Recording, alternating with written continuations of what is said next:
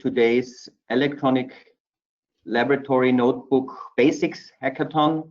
So it's going to be an introduction into the use of ELNs, or Electronic Laboratory Notebooks, on the basis of the Synode system. The workshop is going to be run by Mr. Dr. Anastasios Papadiamantis, or Tassos, from the University of Birmingham. And this is an initiative of the NanoCommons research infrastructure project of the European Commission. A few words from my side. My name is Martin Himli from the University of Salzburg.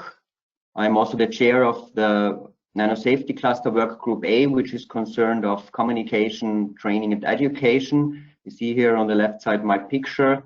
On the right side, you see my co-chair, Stella Stojkeva. We are taking care of also coordinating training activities across different EU projects, currently running EU projects. And NanoCommons is a very genuine example of overarching activities in this regard. So NanoCommons is a project, an initiative, an infrastructure that serves also in the future activities in the nano safety risk assessment area. I would like to also welcome and express my gratuity to a couple of people who have been helping me organizing this workshop. So we have here from the University of Birmingham, of course, Tassos, who is the main presenter and instructor of today. Of course, many thanks to Isolde Lynch, who is the big boss in the back, the coordinator of the project.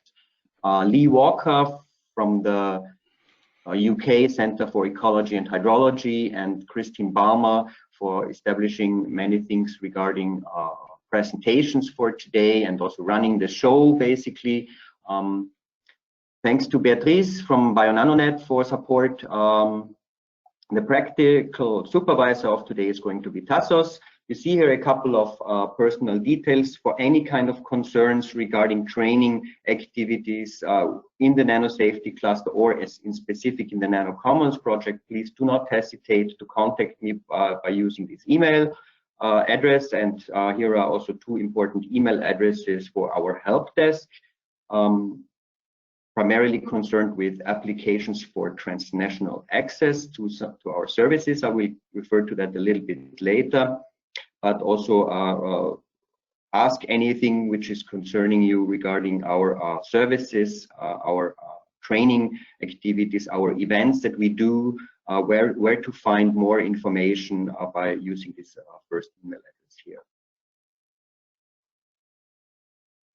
Just a small overview of what we are going to do today. So we are going to be together for the next couple of 4 hours or something like that.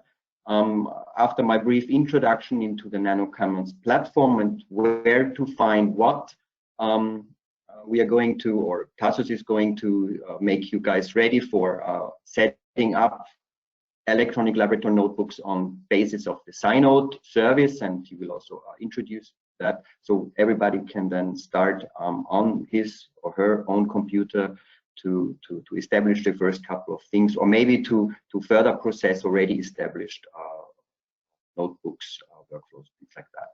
Of course, an introduction into what is the big advantage of using this, and everything with lots of hands-on activity with your interactive participation in that. We, of course, going to have some breaks, virtual coffee breaks, so you're welcome to get yourself a coffee, or you just use the time for asking questions, which can be answered in a very informal manner during this time. So then we are going to create experiments, import protocols or assays from our own files, for example. We are going to then later create tasks, invite other people so you can kind of share and can cooperate in this kind of notebooks, assigning other users in this workshop session. How to get your results extracted and how to use inventories, creating reports will then be the issue of the fourth hands-on session. And in the end, we are going to, of course, give some summary insight into further potential applications for use of ELNs. As you see here from this overview slide, we have been starting as an EU project, and this is of course still ongoing, and we hope to be able to have a great impact with our project. But it's not just an EU project. In the meanwhile, it has already become quite an initiative of the entire nano safety cluster. We're of course trying to push it more and more.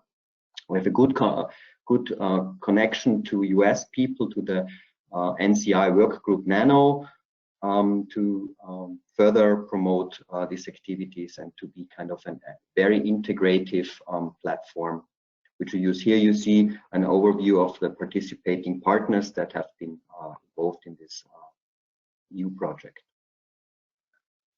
What is the problem? What is the idea? What are we going to try to solve? I mean, I need not tell you about the impact of nanotechnologies, how important it is.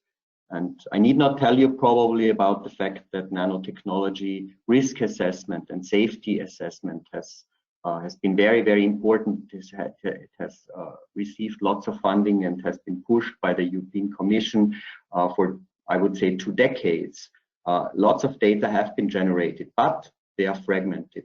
Data are somewhere in the drawers of the European Commission deliverables of all the different projects, and they are not available to, for example, also the prediction in silico tools that are emerging more and more. You see here on this right hand side here what NanoCommons tries to do. You see a number of projects, NanoMile, a very big project, or NanoPhase project, or Guide Nano project. So projects that have been generating data and projects that have been generating also tools, in nanomap ontology, for example, that feed into the initiative of the NanoCommons infrastructure platform. And we try to serve, of course, from this is not a very current picture, of course. This is a figure that we used for the project application. So many things are now connected, which are not shown on this slide yet. So we connect to all the different projects to serve the future further development of nano risk assessment, and to connect things, make data available. You probably know about read-across approaches, how important they are. Currently absent for nanomaterials, but would of course be able to reduce cost and time for nano safety research. But this requires availability of the data. Data to be findable, accessible, interoperable, and reusable by other people. So we are creating an electronic infrastructure platform to serve and enable reproducible science by enhancement of integration and enabling nanoinformatics workflows for the future, to fill gaps that are there. I have already mentioned these capital letters: findable, accessible, interoperable, reusable. So fair, we are pushing a lot data fairness to remove barriers for regulators, for industry process, to serve also the community with tools, easy to use, applicable for also basic users, in order to get them access to the data landscape which is out there, which is not accessible at the moment.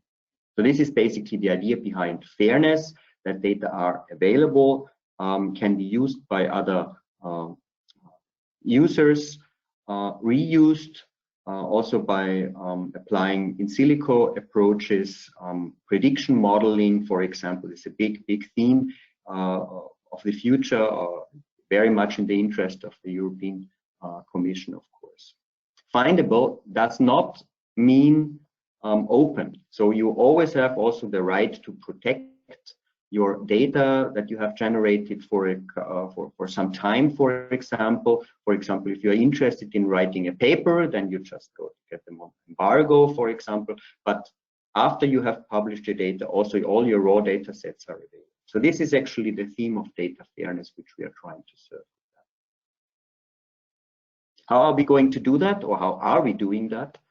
We do have an internet platform, which is basically divided, as you can see here in the center, into 4 different categories. These are our categories of tools where we are serving tools to work with. This is somehow connected, as you can see, to the data life cycle. So you are starting to generate data in your laboratory by running any kind of experimental workflow. It can be a workflow in the area of human hazard assessment, could be a workflow in the ecotoxicology workflow, for example. And you are generating data. You would find tools that help you processing your data, for example, image analysis tools or things like that. You can also, based on your data or on other people's data, start generating your own prediction models, so your toxicity models or other things for data visualization, for example. This would you would find this in this category. And last but not least, very important point, of course, serving the data fairness and metadata completeness and things like that.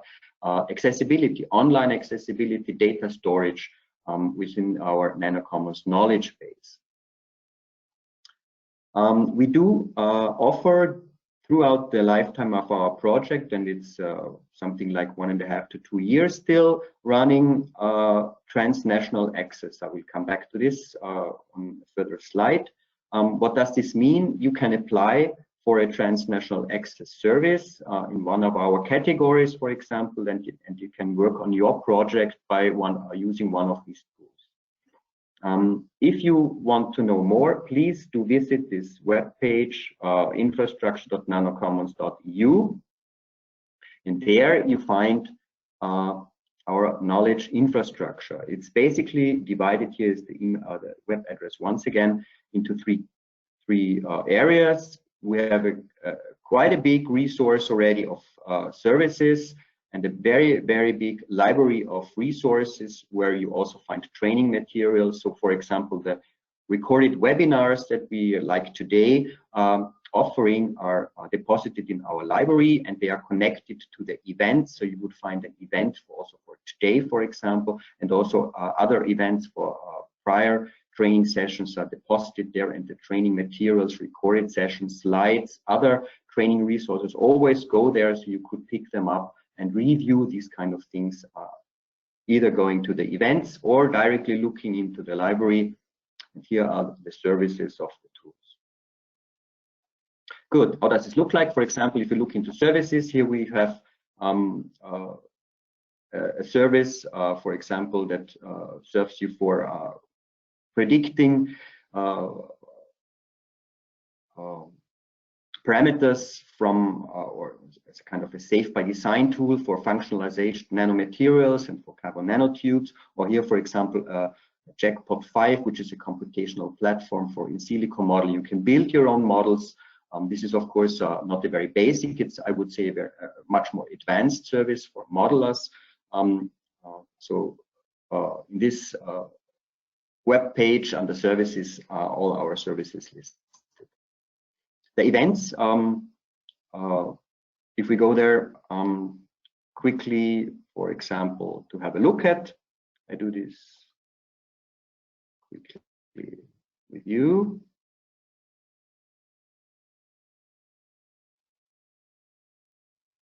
So here, for example, there is the event of today.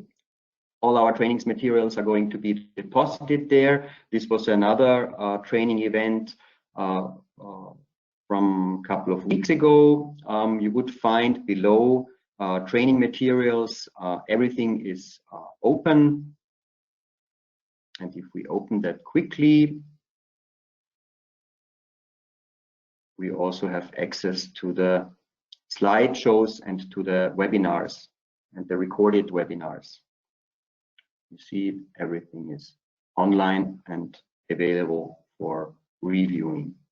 I would also like to point out maybe one other workshop that we had already, which was dealing with annotation and data fairness. Also very interesting to see, because we still have available our data annotation prize. So making your data available to the community is awarded by our project, and our data curation prize is still open to be applied for. Good, and this is in the end our library. In our library, all the things are collected, not just webinars that we do during our training sessions, but also other webinars that have been done, also cross-linking to other projects. For example, very recently we had a very nice final conference where we were also participating, which was the Smart Nanotalks final conference, and many very nice recordings of presentations were derived from there. They're also linked to our library. Good, coming now to the TA codes, transnational access. If you're interested in some of these services, when having visited, get in contact with our help desk. Seen here the email address. You can apply for getting access to them. This can also be done remotely. Traveling is not required in times like this. So, of course, a big hurdle, but it should not prohibit any kind of interaction with us. Everything can be done easily, remotable in a remote way. You get funded access to any of these services. So just apply for and get it really into your project. How do you apply? You go to our web page, and under e-infrastructure you find transnational access, and there you find all the instructions how to apply, what is it required for doing your proposal, and get in touch with our help desk, getting support for that. Just a small overview of online available training tools. This is not an exhaustive list. It's much more comprehensive already. Again, you see here on the left side different categories of your data life cycle, if you will, and a couple of individual services are listed here. It includes written tutorials. It includes, as I have mentioned already a couple of times, recorded webinars for basic levels, for advanced levels, or even for expert levels, demo videos which have been recorded offline and are available through this internet portal. Also documentations for different services. You go there using this internet address, infrastructure.nanocommons.eu, where you find all these resources. We do have our knowledge base, so if you have data, then you are invited to use the knowledge base as a repository. This is the internet address, nanocommons.eu, and you register there, get a username, password, and can start entering your data to make them available to other people. This is cross-linking also to other repositories. We have a very nice tutorial and a recorded webinar done by Dieter Meyer from Biomax, who are running these, in setting up the portal, and he's explaining how this is processed, and you can get in touch with him, of course. Finally, I would like to mention the NanoSafe conference, which is going to be taking place November 16 to 20, and there is going to be a very first day, so that November 16, the Monday, we're going to have an overarching educational day, basically, and this is for free. This does not cost. It's a digital conference, so you can just register and come to this training sessions, and this is going to be serving different areas of research. So you see here in blocks, we are going to start with quite trendy and cutting edge, in my view, hazard assessment tools. So use of AOPs and IATA for human health assessment. Of course, also we are going to deal with exposure assessment. So what's really going on there at the moment? We're going to have a little bit of hands-on sessions and interactive training events.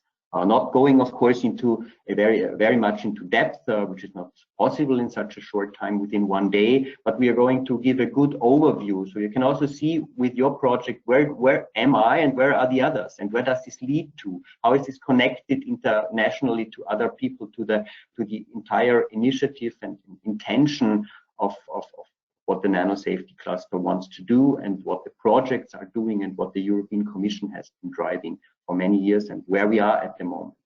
This all leads into availability of data. So we have here in the block 2, of course, the strong impact of our project, the NanoCommons project here, pushing data fairness. Again, a little bit of hands-on and how-to sessions. We are going to tackle also the important issue of metadata completeness. What does this mean? What is required for that? And this also is somehow related to scientific quality assurance. It's a very important point. Data are fragmented, I have said. Many of the data are insufficiently described in terms of what we can really deduce from them. So this is going into this direction. And of course, it also going to give an overview of tools for data generation, but also for processing, evaluation, and also prediction. So the block 2, very strong focus, of course, on what is connected to today's session, basically. Where we're heading to, this is actually dealt with in block 3, so it gives a perspective into the risk governance projects. The NMBP 13 projects are going to make interactive sessions there, and of course in session 6, and also the Safe by Design sustainability projects are going to make their focus there. And this should be then a kind of project overarching and work group, nano safety cluster work group overarching program that should be quite informative for young people, but also for more experienced researchers already dealing in the field, to also give some orientation to everybody. With this, I'm at the end of my presentation, and I would like to hand over to Tassos, and I wish you good luck, have fun, and please interact as much as possible with Tassos to get the most out of this very interesting topic, the basics of the electronic laboratory notebooks.